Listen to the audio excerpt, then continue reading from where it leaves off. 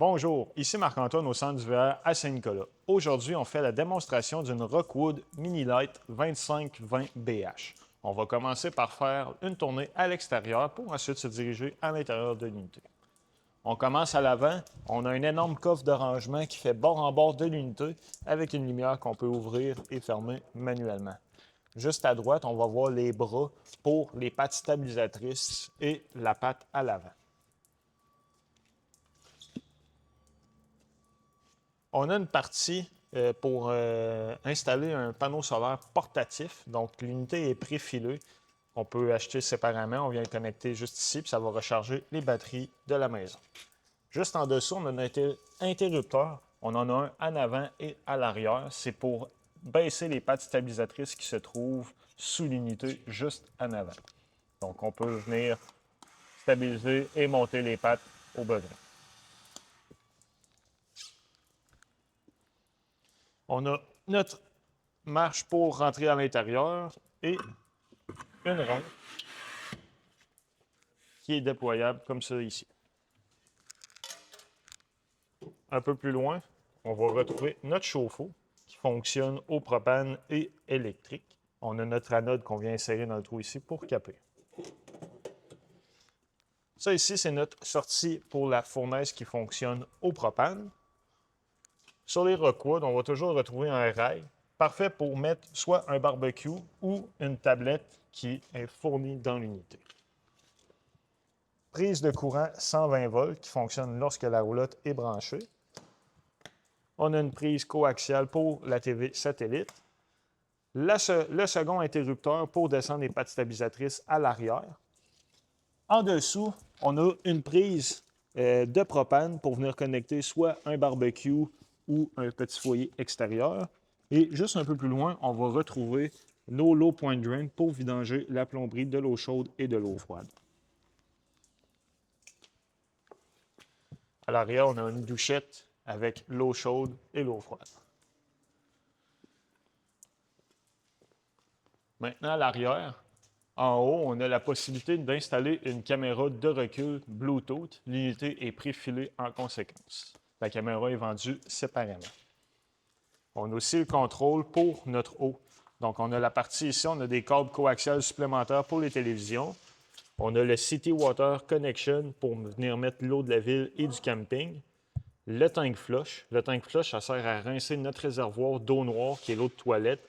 Lorsqu'on commence à avoir des mauvaises odeurs qui s'accumulent, on vient connecter notre hose, on ouvre le robinet puis ça va effectuer un rinçage à l'intérieur. Très important, on ne doit pas l'oublier car l'eau du réservoir va monter et déborder par la toilette. On a aussi notre partie juste ici pour hiverniser la roulotte.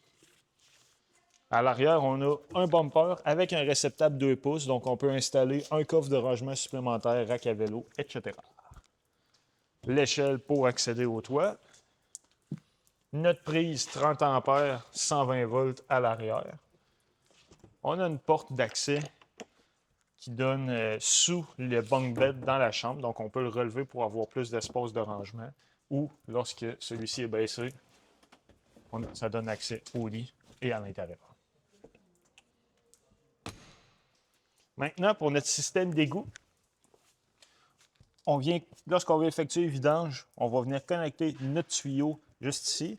On a la valve d'eau grise qui est pour l'eau de la douche et des éviers, l'eau noire pour la toilette. Donc, on va toujours commencer par ouvrir la valve noire en premier. Lorsque l'eau de la toilette est vide, on va venir ouvrir la valve grise pour effectuer un rinçage complet. Quand on a terminé, on referme les valves et on remet notre cap.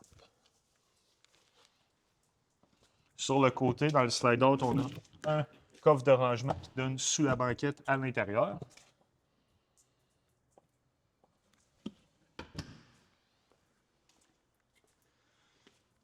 En dessous de la jupette, juste ici, on a notre valve pour vider l'eau fraîche de l'unité.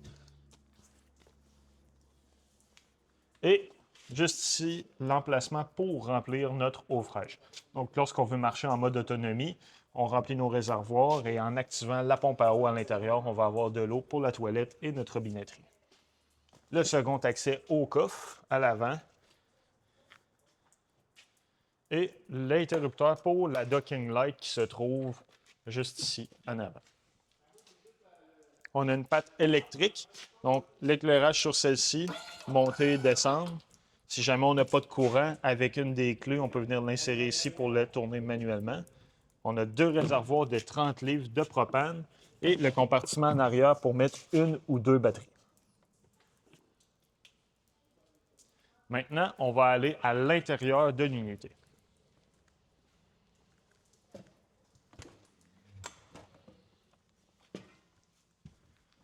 Une fois à l'intérieur, on va avoir notre panneau de contrôle principal de l'unité. Donc, on va pouvoir gérer l'éclairage à partir d'ici, autant de l'auvent, les marches, l'intérieur, extérieur. On a l'indication de nos niveaux de batterie, eau fraîche, eau noire et eau grise. On a l'interrupteur pour soit activer le chauffe-eau au propane ou électrique, ainsi que la pompe à eau, le water pump, juste ici. Donc, lorsqu'on veut utiliser l'eau en mode autonomie, on vient l'activer. Important, quand on a fini de se terminer de l'eau, on vient toujours fermer la pompe. On a aussi l'option des tank heaters juste à côté. Les tank heaters, c'est des pads chauffants qui sont situés sous les réservoirs d'eau grise et noire pour maintenir une température légèrement élevée quand la température extérieure commence à baisser sous zéro. On a l'interrupteur pour ouvrir et fermer l'auvent ainsi que le slide-out. À la droite, on a une prise de courant 120 volts et un contrôleur pour les panneaux solaires qui sont sur le toit d'origine. Donc ici, on va avoir l'affichage du voltage de la batterie et l'ampérage que les panneaux solaires chargent celle-ci. Dans la cuisine, on a notre évier avec l'eau chaude, l'eau froide. On a une télévision avec une barre de son intégrée. Donc, on peut gérer la barre de son indépendamment de la télévision pour la radio, etc. Un micro-ondes conventionnel. On a la cuisinière avec l'éclairage, la fan. La cuisinière qui fonctionne au propane. Donc, lorsqu'on veut utiliser celle-ci, on vient simplement appuyer le bouton tourner pour allumer les gaz. On a l'éclairage. Notre réfrigérateur fonctionnant sur le 12 volts. Particularité de celui-ci, on peut l'ouvrir d'un côté comme de l'autre.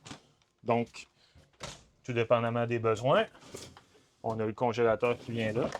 Lorsqu'on veut modifier les paramètres, juste ici, on peut l'ouvrir et le fermer. On peut modifier l'intensité, le mettre en Celsius ou en Fahrenheit. Maintenant, dans la salle de bain, on a une toilette qui fonctionne au pied pour flusher. Donc, on appuie pour le pied ici. On a une douche avec un système de shower measure qui appelle dans le fond pour économiser notre eau. Lorsqu'on veut utiliser l'eau chaude, plutôt que de laisser couler l'eau pendant quelques secondes, le temps qu'elle soit chaude, on va venir le mettre en bas. On va ouvrir notre eau chaude. L'eau va circuler et se réchauffer par elle-même. Lorsque ça va être plus chaud, la partie bleue ici va être légèrement illuminée. Donc là, on peut remettre en mode douche et l'eau chaude va sortir instantanément et on n'aura pas gaspillé d'eau. Au plafond, on a une ventilation qu'on peut décoller manuellement. Donc on a le bouton on, on peut modifier les 4 vitesses sur le même bouton, fermer le fan et ouvrir et fermer celui-ci, donc en tournant la roulette. On a pharmacie, l'évier, prise 120 volts avec le breaker reset intégré.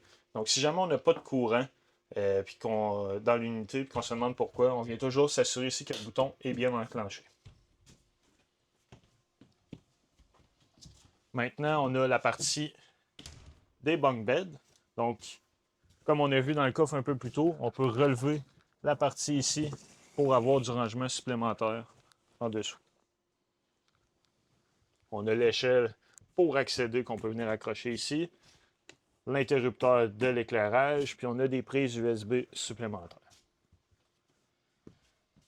Sous le réfrigérateur, on a notre panneau des breakers. Donc, on va avoir la partie qui gère le 120 volts et la partie qui gère le 12 volts avec les fusibles. Les fusibles, s'il y en a une qui est défaillante, il va y avoir une lumière rouge qui va allumer à côté de celle-ci. Maintenant, pour le coin dinette, on a la table qui est pliable. Donc, on peut replier la table et venir l'appuyer de chaque côté sur les bumpers repositionner les coussins pour faire un lit supplémentaire. Dans la chambre, on a d'origine un inverteur. Donc,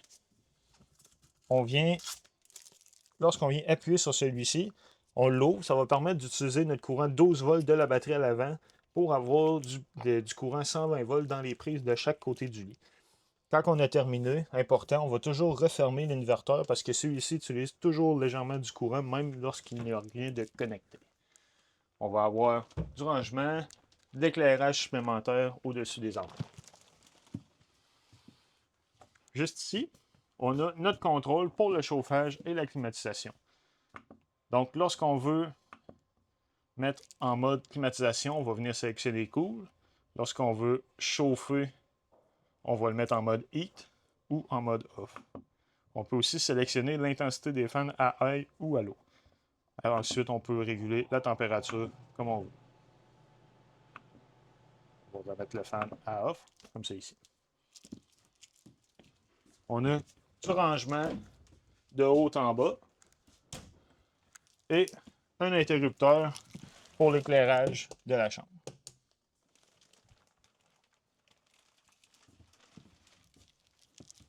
Dans la roulotte, on a toujours le manuel qui vient avec. Dans celui-ci, on va retrouver tous les manuels d'utilisateurs pour la cuisinière, la télévision, le réfrigérateur. Donc, si jamais on a des questions ou quoi que ce soit, on peut s'y référer en tout temps. Merci beaucoup.